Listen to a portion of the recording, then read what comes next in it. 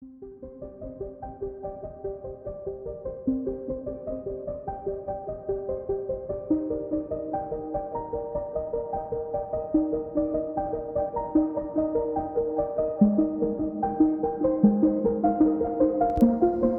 brothers and sisters in Christ, much like my homily at Mass today, I will keep this reflection short because we hear one of the longest readings in all of the lectionary outside of the Passion narratives themselves, and that is this wonderful Susanna reading from the book of Daniel.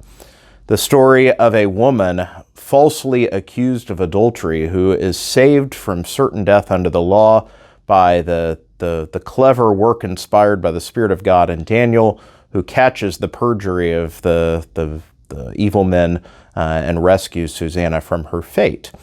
But as spectacular as this long reading is, we have to hold it up next to today's gospel, which also involves an accusation of adultery. But what's fascinating when we pair these together is, unlike Susanna in the first reading, who is completely innocent, the woman in the gospel is not.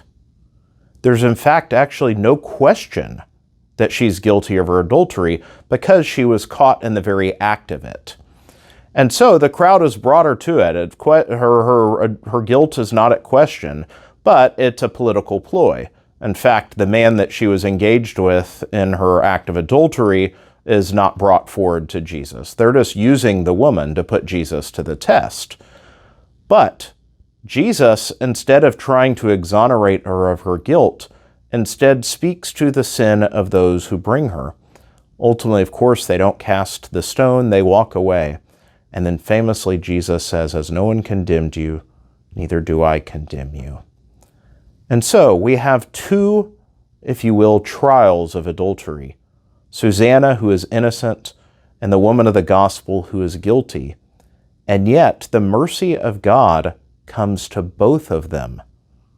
Susanna to save her innocent blood, but even the guilty woman of the gospel, Jesus stands in the way of her being stoned, and instead lifts her up to go forth and sin no more, that she may live.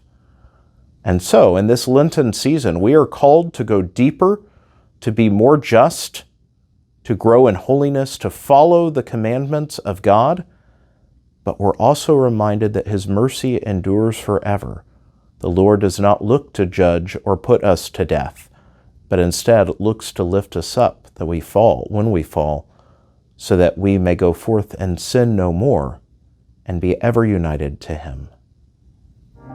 May God bless you all.